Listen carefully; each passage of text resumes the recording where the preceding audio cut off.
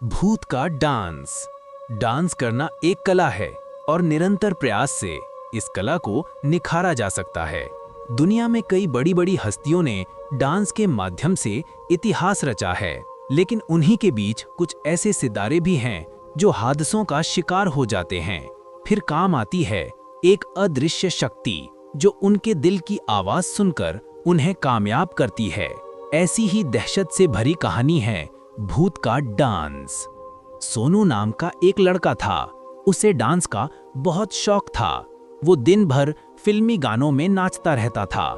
सोनू एक बहुत कामयाब डांसर बनना चाहता था, लेकिन उसके घर के हालात उसे अपने सपनों को पूरा करने से रोक रहे थे। सोनू सिर्फ 13 साल का था, लेकिन वो अपने सपनों के पीछे इतना पागल था कि रोड पर चलते हुए भी डांस करने लगता था। सोनू के निरंतर प्रयास से उसकी डांस की कला निखर चुकी थी और वो अपनी उम्र के बच्चों के मुकाबले बेहतरीन डांस करना सीख चुका था।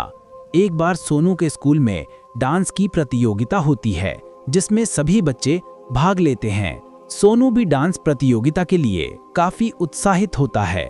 सोनू को पूरा यकीन होता है कि वो डांस प्रतियोगिता में प्रथम स्थान प्राप्त करेगा। प्रतियोगिता प्रारंभ होती है और सभी प्रतिभागी बच्चे एक के बाद एक डांस का प्रदर्शन करते हैं। तभी बारी आती है सोनू के डांस की और वो मंच पर आते ही जबरदस्त डांस करता है। लोग तालियां बजा रहे होते हैं कि अचानक सोनू हवा में उछलकर एक डांस स्टेप करता है, लेकिन गलती से वो डांस फ्लोर में अपनी गर्दन के बल गिरता है और उसकी गर्दन से रीढ़ तक की हड्डी टूट जाती है। आनन फानन में उसे अस्पताल पहुंचाया जाता है। हादसे से सोनू बेहोश हो चुका था। डॉक्टरों ने ऑपरेशन के बाद बताया कि इसकी पूरी हड्डी डैमेज हो गई है।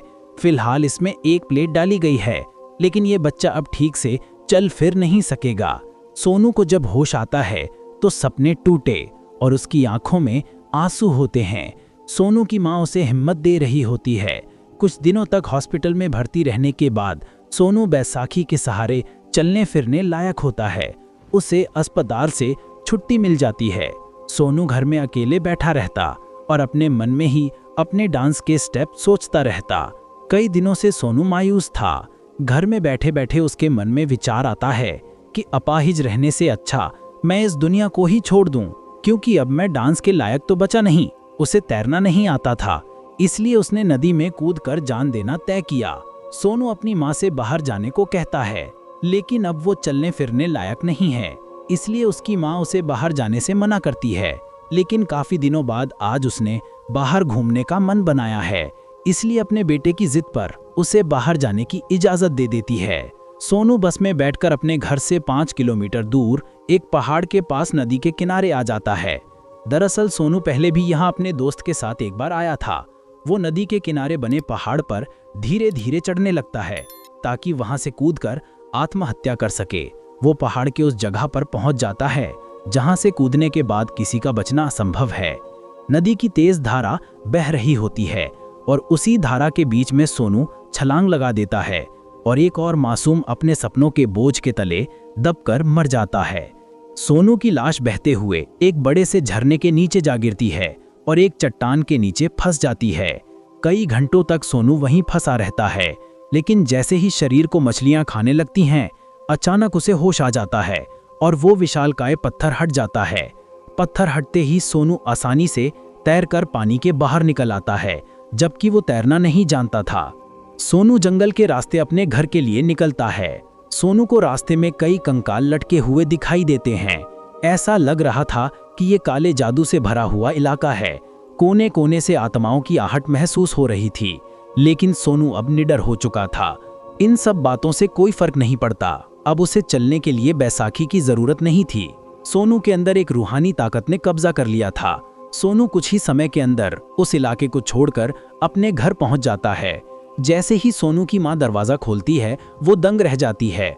सोनू अपने पैरों से चलते हुए आया, वो भी बिना बैसाखी के सहारे। सोनू की मां उससे पूछती है, बेटा तुम ठीक कैसे हो गए? लेकिन सोनू के स्वभाव में परिवर्तन आ चुका था। वो जाते ही अपनी मां से खाना मांगता है।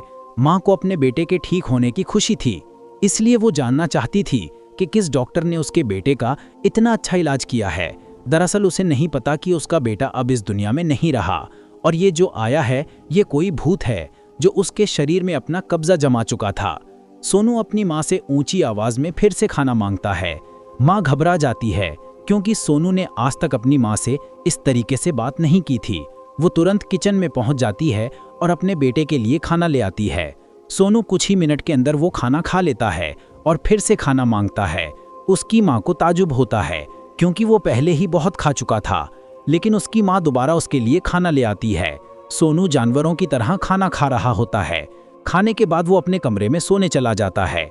सोनू के बदले हुए रूप को देखकर उसकी माँ चिंतित होती है, लेकिन उसे लगता है कि शायद उसका बेटा परेशान है, इसलिए चिड़चिड़ा हो गया है और वो उसे नज़रअंदाज करके घर का सामान खरीदने के लिए बाजार चली जाती है। लेकिन सोनू अपने कमरे से बाहर आकर टीवी देखने लगता है। टीवी में अचानक उसे एक डांस कंपटीशन की खबर मिलती है।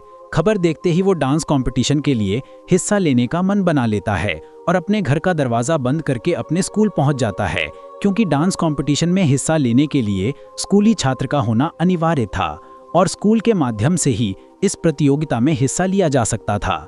शहर के सभी स्कूलों के बच्चे इस प्रतियोगिता में हिस्सा ले रहे थे। सोनू भी अपनी टीचर के पास जाकर डांस कंपटीशन का फॉर्म भर देता है। प्रतियोगिता की खबर के पोस्टर पूरे शहर में छपे हुए थे। इनाम की राशि बहुत बड़ी थी, इसलिए शहर में डांस देखने के लिए खासा उत्साह था। प्रोग्राम के दिन दर्शकों की भीड़ के बीच सारे प्रतिभागी बच्चे पहुंचते हैं और सभी का डांस कंपटीशन शुरू हो जाता है।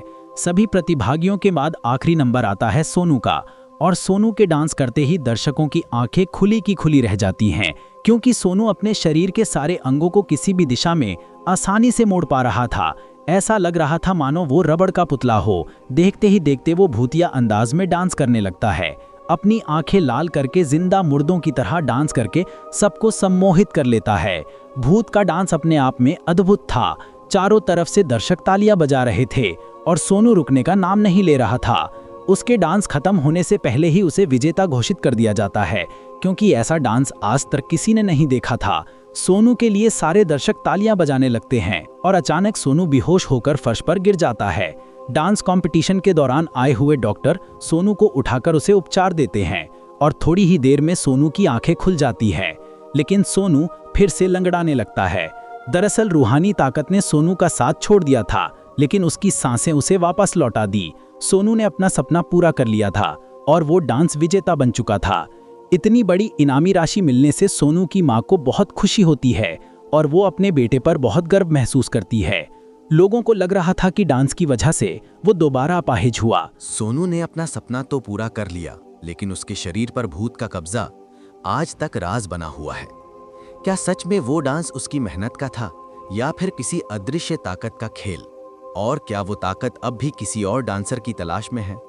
इसका जवाब मिलेगा आपको हमारी अगली कहानी में। तो जुड़े रहिए और अभी चैनल को सब्सक्राइब कर लीजिए, क्योंकि अगली दहशत और भी डरावनी होने वाली है।